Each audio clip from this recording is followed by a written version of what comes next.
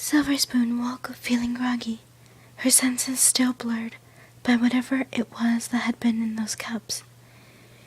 She was vaguely aware of a well-lit circular room, with lots of metallic objects casting the glimmer of reflections everywhere. She tried moving her head, but found, to her great shock and surprise, that she could not. The sudden panic she felt helped to clear her senses in a matter of moments, and her sight quickly returned to her. Fear gripped her when she found she could not move her legs, except for the front left one, which she could only move slightly. It felt as if some metallic bands anchored them to the ground, and something was likewise keeping her from closing her eyes. The taste of iron filled her mouth, since it was being held open by some sort of cylinder. Her tongue rested inside of the cylinder, and she could move it about freely, a fact she capitalized on as she explored the inside. It wasn't solid by any means. It felt more like a frame that held a basic cylinder shape. But she couldn't bite down onto it or spit it out, no matter how hard she tried. Attempts at moving her body proved pointless as well. Apart from the bands around her hooves, and whatever was keeping her head in place, something was pulling her up around her middle, so she couldn't slouch down either. Realizing she wouldn't get out of this predicament on her own, she looked around the room as best she could. The first thing she noticed was a grotesque machine, a mess of metallic arms, wheels, and various tools, which extended from a central black box. It seemed to be on rails, and Silver noted some of these rails ran toward her as well. But she couldn't look down to see where they ended. As she wasn't able to determine the machine's use or function, she quickly lost interest. It was then that she finally saw a diamond tiara. A few meters to the right of the machine, and trapped in much the same way she was. That is to say, her hooves had been attached to the ground with metal clamps, and she had a leather band around her middle as well, which was attached to the ceiling with chains. She wasn't wearing her costume anymore, which made Silver realize she couldn't feel hers on her body either. On top of all of that, there was a glass wall all around Tiara, with the filly standing at the center of the glass cylinder.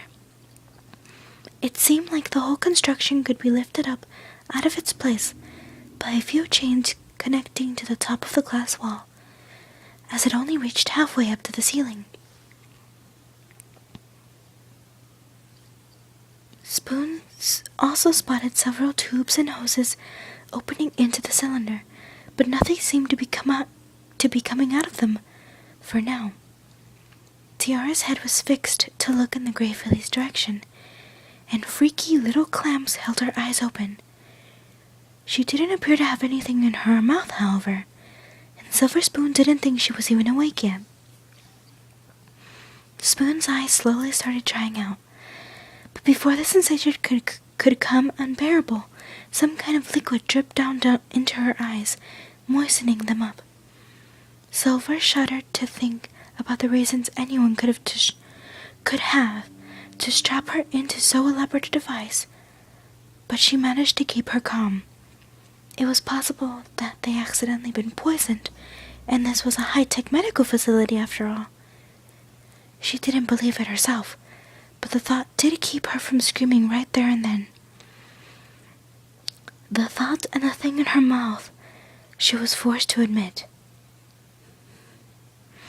Right then, Diamond Tiara woke up, and she did not seem to possess Silver Spoon's calm disposition. She immediately shrieked when she found out she was being held immobile in a glass bowl until her eyes fell on the gray filly a few meters away from her. "Silver Spoon, what's going on? Where are we? Get me out!" she cried. Silver tried to respond, but her reply of, "I don't know, calm down," muffled by the cylinder in her mouth, wasn't of much use to Diamond. "Finally awake, I see," said a calm voice accompanied by hoofsteps as Cheerilee stepped into the room. Diamond immediately started calling out for her help, but Cheerilee paid her no heed.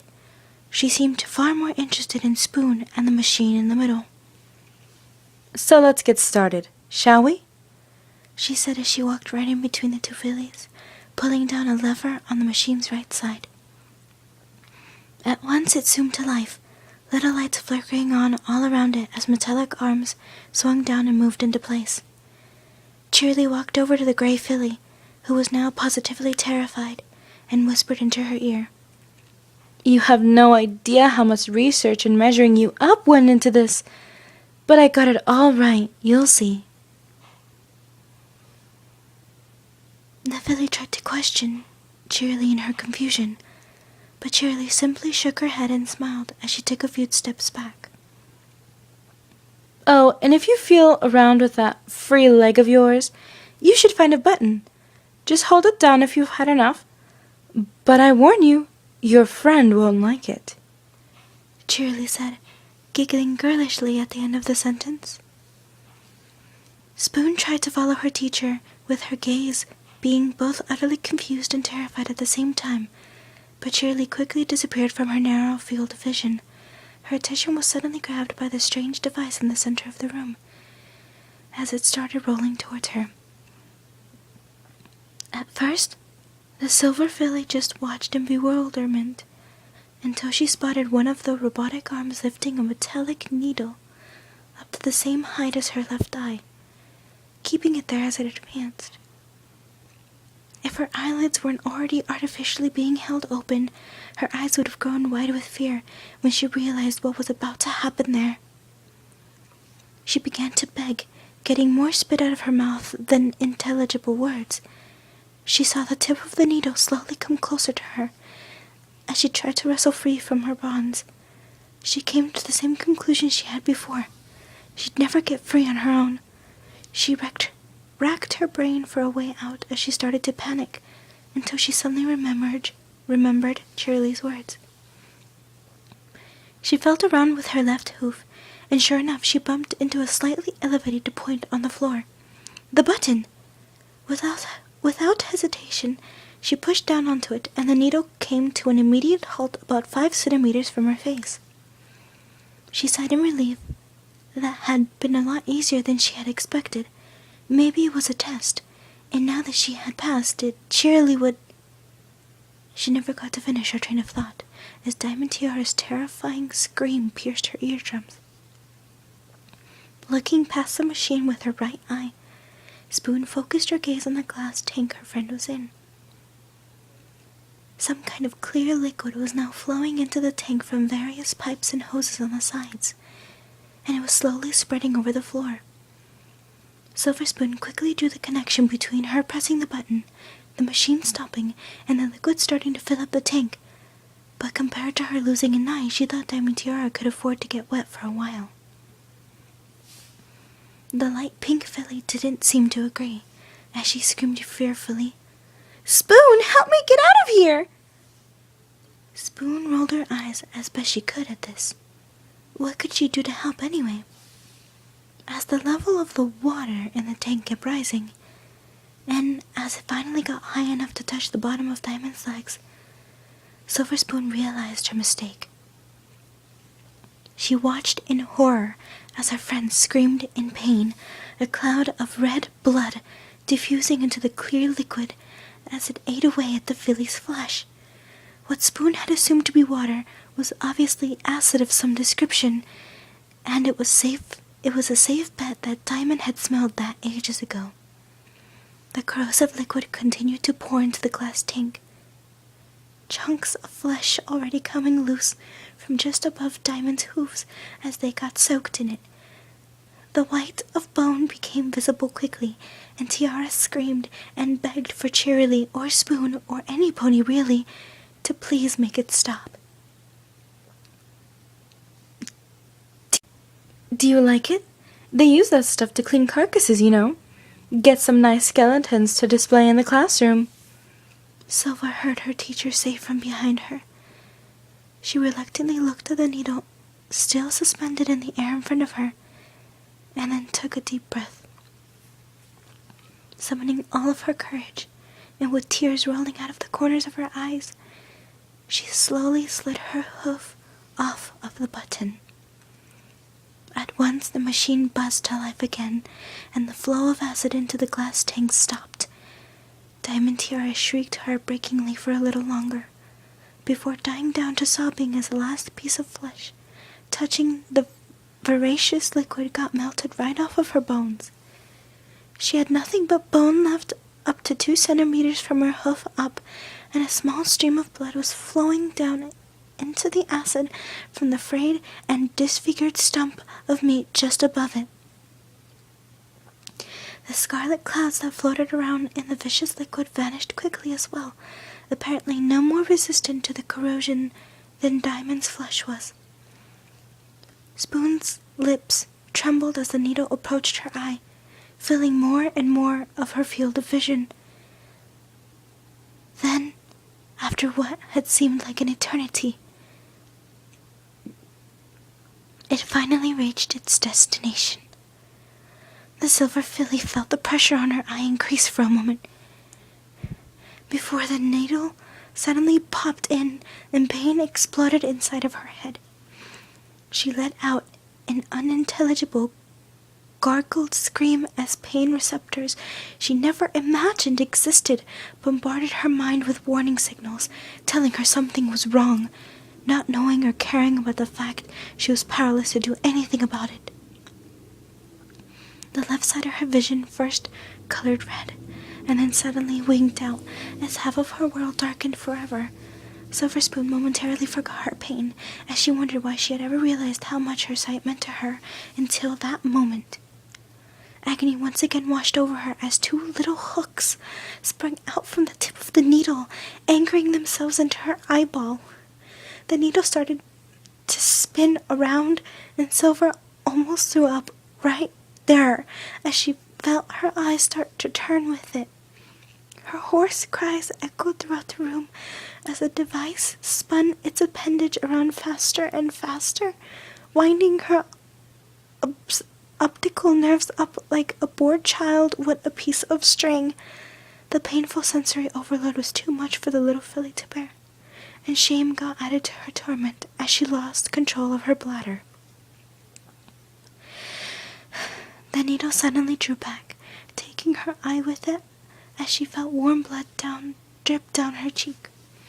She wanted to scream and push her hoof up against her now empty socket, but her stomach protested so much that she needed all of her willpower in order to not throw up all over herself, and even her left leg was too restricted to get her hoof up all the way.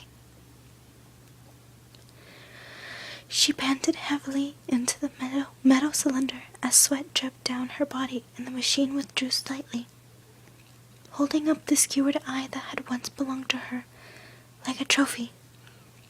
At that point, Silver Spoon noticed Diamond Tiara looking at her from the corner of her eye, and her friend looked even more sick to her stomach than she was feeling herself.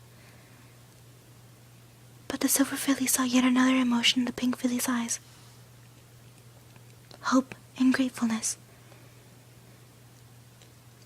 She reminded herself that her suffering might yet save her friend, and perhaps Cheerilee would let Tiara go if she just persevered. She built up an iron fortress to resolve, which melted like ice before the sun as she saw the machine draw closer once more.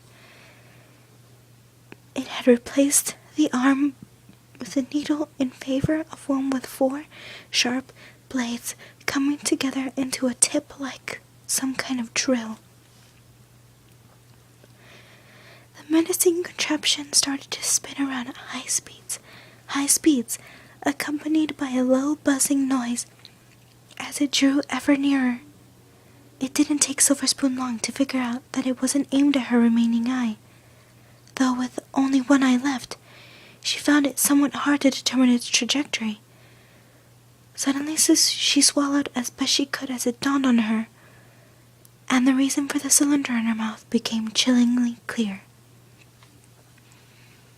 She hesitated for a moment, but just before the blades entered her mouth, she pressed down onto the button again, At once she could hear Diamond scream as the very first drops that flowed out of the pipes raised the level of vitriol enough to contact with her soft, tender flesh, starting the suffering of the pink filly all over again. "Silver spoon! Silver spoon!" she cried, apparently in too much pain to think of anything better. Silver Spoon cried clear tears from her right eye and bloody ones from her socket as she sobbed, I'm sorry, over and over, muffled much by the cylinder, and shaking in disgust at her own perceived cowardice. But as Diamond's flesh slowly got consumed by the vicious agent, it became clear that Cheerilee had a few more tricks up her sleeve. A loud banging noise announced the arrival of 4 small but heavy balls, which came rolling through as of yet unused pipes, only to plummet down into the bath of acid below. The deceptively innocent-looking liquid splashed up around them, raining down upon the purple and white-maned pony from every direction.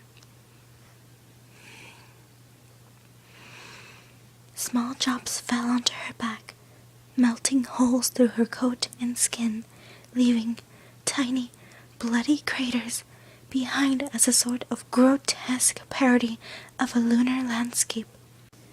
At the same time, a bigger wave of the stuff crashed into her right flank, her cutie mark melting away as the vitriol dug into her, bloody blisters boiling up around the edges of the wound. She instantly felt an extreme burning sensation on her left shoulder as well. But by far, the worst was the splash that hit her right in the face. She shrieked like a banshee as it burned through her right cheek, exposing muscles and white bones and offering a view of the inside of her mouth. In a matter of minutes, her appearance changed from that of a cute filly into that of a monster, with half of her face missing and the rest of her body covered in bloody blisters, craters, and sores. Not quite unlike how some ponies might picture a zombie. In addition to that, the acid had kept melting away the flesh from her legs as well, having reached up to just under her knees now. Silver Spoon couldn't bear it any longer and pulled her hoof off of the button, determined to never press it down ever again, no matter what the cost. She swallowed back her fear as the blade started spinning again and approached her. She had liked the name of her character in the play, Silver Tongue, as that was exactly how she viewed herself. She had always thought she had a knack for using words to serve her own purpose, and would perhaps have gone far in the diplomacy business, or something like that, one day. She thought it likely that Cheerilee knew this as well, and didn't doubt that this was some sort of sick joke to her.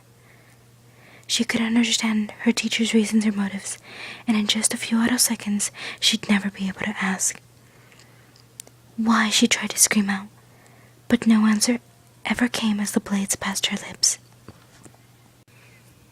A maelstrom of cuts and slices rained down upon the tip of her tongue as the blades tore into it.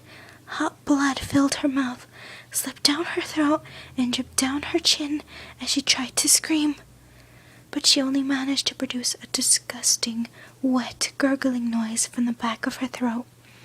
Her body shook, and her one remaining eye rolled back in her head as the knives continued their bloody work. They advanced slowly, and to Spoon it seemed slower still as she experienced pain of such a magnitude that the loss of her eye paled in comparison. Bit by bit, her tongue got shredded, and the remaining stump of it flailed around wildly as she tried to keep it out of reach, but the blades were everywhere. Suddenly, the machine stopped and pulled back, having made minced meat out of the very last part of Silver's tongue. The searing needles that had been poking around in her mouth turned into an intense but monotonous pain which was only broken by the pounding sensation she felt where her tongue had once been. Even in her dazed and sickened state, she felt the acute need to breathe, as the blood that had flown down her throat threatened to drown her. With a hacking cough and a surge of energy born from desperation, she managed to force the blood up and out of her throat, making it spill out of her mouth and cascade down her body like a waterfall. With the stabbing sensation in her empty socket and the pounding in her mouth, Spoon could barely think straight anymore. It was as if pain had become her only reality, and it blocked everything else out. She tried to speak, but could only produce a low, guttural sound, which would have made her envious of Diamond's constant moans and sobs, was she still able to consciously register them. Cheerilee noticed the lack of resistance in Silver, and was thoroughly disappointed. Sure, the crying and the sounds she made were amusing, but it wasn't quite what she had been hoping for. Scootaloo had put up a better fight than that.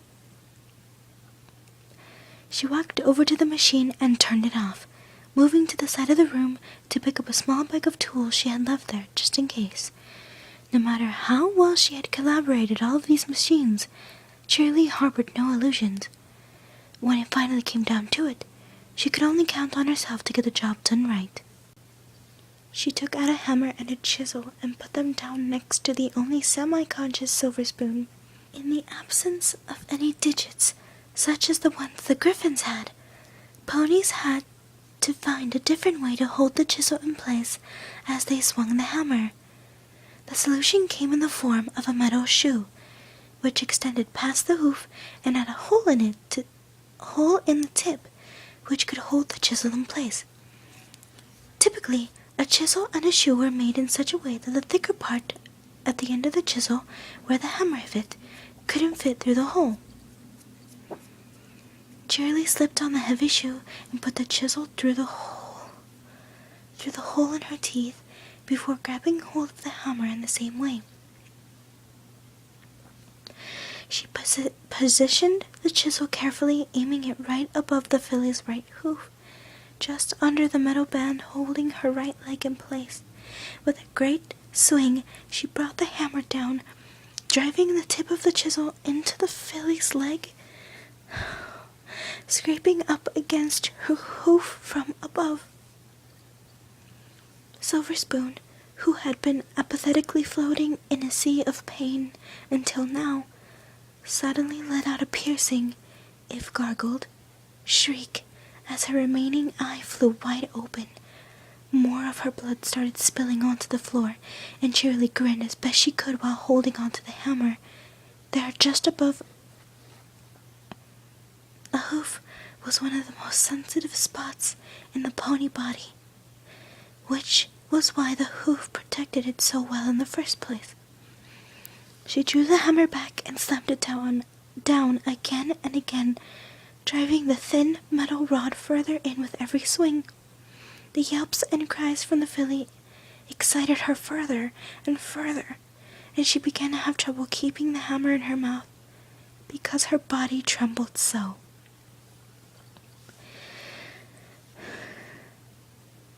With a last mighty swing, the tip of the chisel suddenly emerged from the other side of the filly's hoof as the poor thing whimpered in pain and her blood stained the floor in multiple places. With a rush of inspiration, Cheerilee swung the hammer down again, this time aiming not for the thicker bolt at the end, but simply for the side of the chisel as the metal rod struck horizontally in the filly's leg. The blow pushed the rod down against her hoof, which was already not attached to her leg in the middle anymore, simply broke off, leaving only a bloody stump with some scattered fragments of hoof still attached.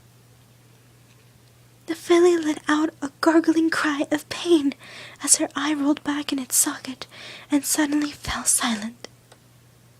Cheerilee frowned as she dropped the hammer and brought her head level with Spoon's. the little witch had fainted. Oh, come on, not now. It's only starting to get fun. She screamed in frustration as she swung a hoof at the filly's head, hitting her right in the face. There wasn't even the tiniest response, and the pink mare sighed.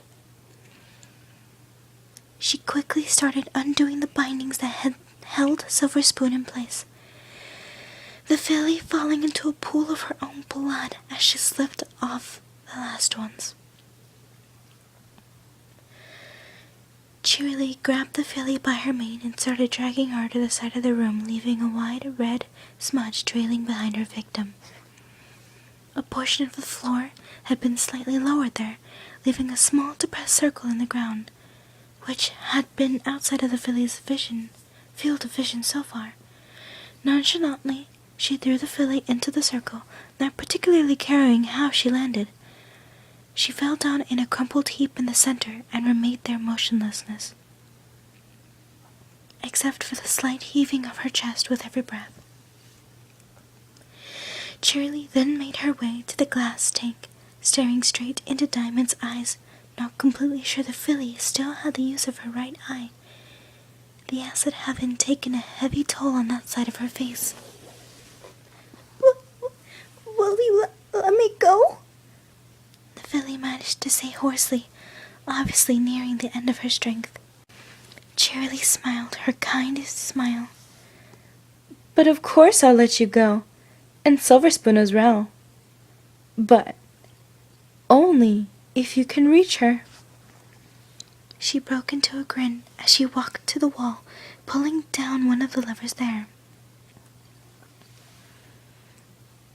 At once, several holes opened in the floor inside of the glass walls, draining away the liquids inside.